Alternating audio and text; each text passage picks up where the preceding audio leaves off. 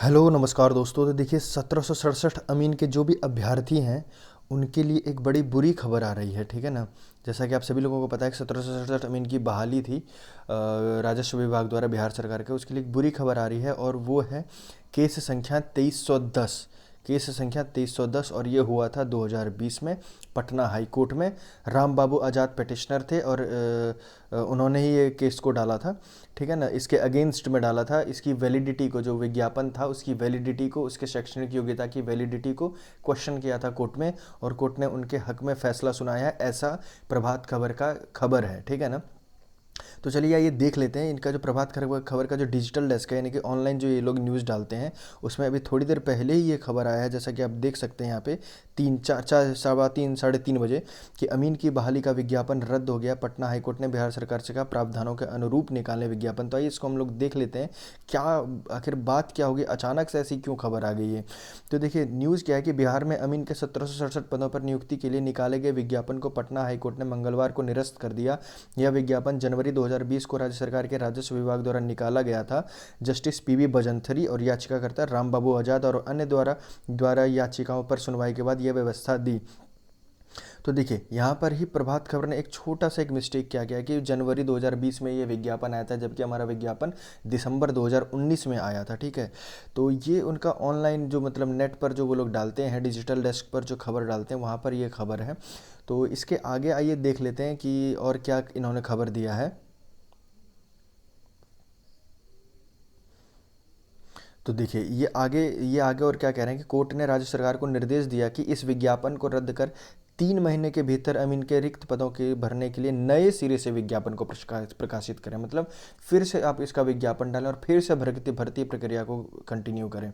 याचिकाकर्ता की ओर से कोर्ट में पक्ष प्रस्तुत करते हुए कोर्ट को बताया गया कि अमीन पद पर बहाली के लिए शैक्षणिक योग्यता के लिए जो योग्यता राज्य सरकार ने विज्ञापन में प्रकाशित किया था वह प्रावधानों के अनुरूप नहीं था। उन्होंने कोर्ट को बताया कि बिहार अमीन कैडर रूल के अनुसार उम्मीदवार 12वीं पास होने के साथ अमानत की डिग्री या आईटीआई द्वारा सर्वेयर की डिग्री प्राप्त होना चाहिए। राज्य सरकार के राजस्व विभाग में जो उस विज्ञापन में शैक्षणिक योग्यता रखी थी उसके अनुसार उम्मीदवार को मात्र 12वीं पास होना ही काफ़ी है। तो जैसा कि आपको आप सभी को हम लोग पिछले वीडियो में बताए थे कि जो इशू हो सकता है, जो केस नंबर जो हम इससे पहले जो हम डिस्कस किए थे 10412, कि उसमें जो स्टे लगाने की जो बात है, तो हो सकता है कोर्ट जो था, हम उसमें यही बताया कि 2019 में जो पेरेंट रूल आया, तो क्या कोर्ट यही वैलिडिटी चेक करना चाह रहा है कि 2016 में जो ऑफिशियल गैजेट में जो उसके अमेंडमेंट आए, क्या ये वैलिड है कि पेरेंट रूल 2019 में आ रहा है और उसके जो अमेंडमेंट ऑफिशियल गैजेट में वो पहले ही आ गए, तो क्या ये वैलिड है, इसकी वैलिडिटी को चेक करना चाह रहे हैं, या फिर कि मतलब कि इसके बाद आपको जो थे उसको न्यू डेट के साथ अमेंडमेंट्स को पब्लिश करना चाहिए था। तो ये चीज़ था। इस चीज़ को मैंने जस्ट थोड़े दिन पहले वीडियो में बताया था आपको। और देखिए आज जो ये खबर आई है, तो मैं अनुमान यही लगा सकता हूँ। देखिए जब तक जजमेंट की कॉपी नहीं आ जा सकती, मैं पूरा आपको वो नहीं बता सकता कि किस आधार पर इन लोगों ने इसको कैंसिल किया है, ठीक है। तो लेकिन अनुमान यही है कि यही बात होगी। शैक्षणिक योग्यता की जो बात हो रही है वो यही 2013 का mean cadre rule and plus इसके जो अमेंडमेंट्स थे, और 2013 को 2019 में प्रकाशित करते हैं और इसको ये लोग 2016 और 2017 में ही कर देते हैं। तो यही मेन रीज़न होगा। अब उन कोर्ट ने इसको कैसे लिया है, याचिकाकर्ताओं ने कैसे कोर्ट को समझाया है, इसकी अमेंडमेंट्स को इनवैलिड कैसे करार दिया होगा, वो देखने वाली बात है जब जजमेंट की कॉपी पटना हाई कोर्ट के ऑफिशियल वेबसाइट पर आएगी, जो मैं पढ़ करके आप सभी को उसका विश्लेषण जरूर दूंगा। क्यों?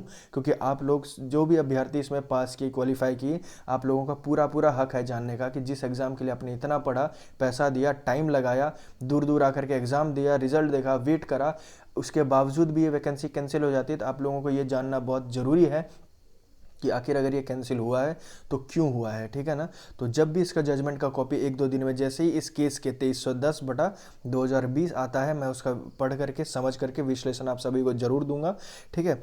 और दूसरी बात मैं बस ये कहना चाह रहा हूँ कि देखिए कई बच्चे इससे बहुत ज़्यादा विचलित हो गए हैं। एक का ऑडियो मैंने देखा चैट पर कि वो सुसाइड की बात कर रहे हैं। देखिए इन सब करने की ज़रूरत नहीं है। आगे आरआरबी एनटीपीसी का एग्ज़ाम है, ग्रुप डी का एग्ज़ाम है, और बहुत सारे एग्ज़ाम आने वाले हैं। आप उनके फॉर्म भरिए, उनका एग्ज़ाम दीजिए। ये कोई बात नहीं। अगर ये कैंसिल भी अगर हो गया है, जो कि नहीं होना चाहिए था, डीबी तक प्रोसेस अब कंप्लीट हो चुका था, इसके बाद कैंसिल हो जाता है तो अच्छा नहीं लगता ये चीज़।